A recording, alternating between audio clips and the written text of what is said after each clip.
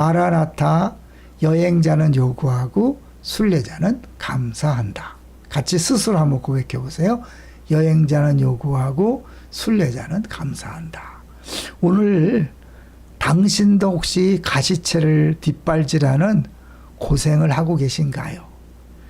이 사울이 변화된 장면을 설교했지만 짧은 시간에 다 할 수 없었잖아요. 오늘은 특별히 가시채라는 말씀을 하신 예수님의 말씀을 중심으로 생각해 보려고 하는데요. 이 바울의 회심 사건은 사도행전에 3번 나옵니다. 9장에 나오고 22장에 나오고 26장에 나오죠. 내용이 약간씩 달라요. 그래서 예를 들면 9장에서는 같이 가던 사람들이 소리만 듣고 보지 못했다 그러고 22장은 빛은 보면서도 소리는 못 들었다. 그런 표현이 있어요. 그렇지만 이제 그거 자세히 보면 이렇게 다른 게 아니라 다른 각도에서 얘기한 거고요. 제일 중요한 것은 26장에는요. 26장에 두 군데 9장과 22장에 없었던 내용이 소개되고 있어요. 그 뭐냐면 우리가 다 땅에 엎드러짐에 내가 소리를 들으니 히브리 말로 이르되 사울아 사울아 내가 어찌하여 나를 박해하느냐. 가시채를 뒷발질하기가 내게 고생이니라. 예수님이 직접 말씀하셨어요. 네가 가시채를 뒷발질한다. 그 가시채가 뭘까요? 이 가시채를 원문을 찾아보면 켄트론, 그래서 모리 막대기, 소나 양을 이 몰이하는, 잘못된 길로 갈 때 찔러서 아프게 해서 돌이키게 하는 것이 이 켄트론이고 그것이 가시채라는 거죠. 그러니까 예수님이 계속해서 사도 바울을 가시채로 그렇게 찌르면서 원래의 방향으로 돌아오게 했는데 그렇지 않았다는 거죠. 근데 이게 이제 이 소를 몰고 가다가 말 안 들으면 이제 찌르는데 때로는 그 소가 오히려 또 뒷발질을 하는 거죠. 왜? 자기를 왜 찌르냐 그런 건데. 그래서 한번 보면요. 가시채로 번역된 헬라어 켄트로는 끝이 뾰족한 소머리가 아니라 소머리용 막대기를 말한다. 밭에서 쟁기질할 때 손을 멈추지 말고 밭가는 이의 의도대로 앞을 향하여 똑바로 가야 되는데 가끔 소가 똑바로 가지 않거나 멈추면서 다른 짓 하면 밭가는 사람이 가시채로 소의 엉덩이를 찌른다는 거예요. 근데 소가 자신의 엉덩이를 찌르는 가시채에 싫다고 뒷발질을 할 때가 있다는 거죠. 자기가 하고 싶은 대로 하도록 그냥 내버려 두라는 반항의 표시인 것이다. 하지만 그런 행동은 뭐예요? 결국 자기 발만 아프게 할 뿐이다. 그런 거죠. 그러니까 예수님이 사도 바울을 가시채로 계속해서 찔렀다는 건 뭐예요? 계속 그가 돌아오도록 그렇게 했는데 사울이 거절한 거죠. 이 가시채를 뒷발질하기가 고생이다. 이건 사실 그 당시에 유명했던 그리스 속담이라 그래요. 그래서 운명을 역행하는 사람의 어려움을 꼬집는 말이다. 그러니까 이제 그 당시 속담은 그런 건데 예수님이 그런 동일한 표현을 써서 내가 너를 계속해서 내가 원하는 방향으로 오라 그랬는데 너는 끝까지 고집했다. 그렇게 얘기하는 거죠.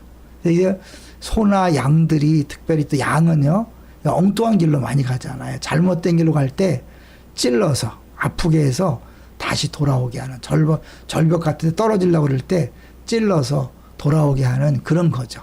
근데 예수님을 핍박하는 것, 예수 믿는 사람들 핍박하는 게 바로 가시채를 차는 거였다. 그 말은 뭐예요? 이 뭔가 바울은 다른 사람이 느끼지 못했던 특별한 뭔가 있었다는 거죠. 예수님은 바울을 복음의 쟁기로서 세상을 바꾸는 소로 사용하기를 원하셨다. 하지만 그는 예수님 계획과는 다르게 행동했다. 오히려 반항하며 가시채에 뒷발질만 했던 것이다. 그런데 그런 바울이 결국엔 길들여진 소가 되어 죽기까지 아시아와 유럽을 다니며 복음의 쟁기질을 하게 되었다. 그러니까 유난히 사울은 예수님을 믿는 사람을 핍박했잖아요. 다른 사람 그렇게 똑같이 하지 않잖아요. 물론 많은 핍박자들이 있었어요. 그러나 유난히 그렇게 앞장서서 핍박한 것은 그 안에 뭔가 느끼는 게 있었던 거죠. 예를 들면 스데반이 돌에 맞아 죽을 때 그에게는 아마 남들이 느끼지 못하는 부분이 있을 거라고 이렇게 상상을 하는 거죠. 뭐냐면 스데반이 죽을 때 천사 같은 얼굴 웃으며 죽었잖아요. 그래서 사울이 이렇게 말했을 것이라고 얘기를 해요. 이 사람은 마치 그가 사랑받는 자라는 것을 아는 것처럼 행동하고 있구나. 그는 마치 하나님이 자기 아버지라고 여기는 것처럼 그렇게 행동한다. 마치 그가 하나님에게 용납되었음을 아는 것처럼 행동한다. 절대 그럴 리 없다. 그러니 죽여라. 사울이 그렇게 했을 거라는 거죠. 그러니까 그는 스데반의 죽음을 보면서 자기에게 없는 거죠. 자기에게 없는 것이 그에게 있음을 암암리 아는 거죠. 그러나 그걸 인정할 수 없었어요. 계속해서 거부했죠. 결국 우린 사울의 변화를 보면서 뭘 생각할 수 있냐면 하나님이 우리들을 부르실 때 그죠? 부르실 때 아이고 자꾸 부르실 때 한 번에 부르시는 게 아니라 시간이 있다는 거죠. 원래 택했지만 곧바로 부르는 것이 아니라 하나님의 때에 부르는데 때론 그것이 우리 생각보다 굉장히 길어질 때가 있는 거죠. 근데 그때도 하나님이 그냥 아무것도 안 하는 게 아니라 계속해서 준비시키고 있었다는 것을 알 수 있는 거죠. 어떻게 알 수 있을까요? 이거 보면 사실 로마 시민권을 그가 갖고 있었다. 그래서 우리 다시 한번 기억하지만 사울이 바울로 변화된 거 아니에요? 원래 사울이란 이름이 있고 바울이란 이름이 있었던 거죠. 하나님은 이미 그를 쓰시려고 로마 시민권을 갖게 하셨던 거죠. 그리고 스데반을 죽게 하는데 앞장섰던 것도 스데반의 죽음, 그 얼굴, 그 설교 그런 걸 통하여 또 사울을 준비시켰다고 볼 수 있는 거죠. 그런 면에서 하나님은 지금도 우리들을 계속해서 주께서 원하시는 길로 돌아오라고 계속 말씀하고 있는 거죠. 혹시 우리 중에 뭐 이 방송을 듣는 사람은 없겠지만 혹시 우리 중에 내 주변의 가족 중에 분명히 돌아올 때가 됐는데 안 돌아오고 계속 버팅기고 이상한 소리 할 때 기도해 주셔야 돼요. 지금 그는 계속 예수님이 돌아오라고 찌르는데 그걸 뒷발질하고 있잖아요. 그러니까 더 마음이 고통스럽겠죠. 아프겠죠. 불쌍히 여기면서 더 많이 기도해 주세요. 미워하지 마세요.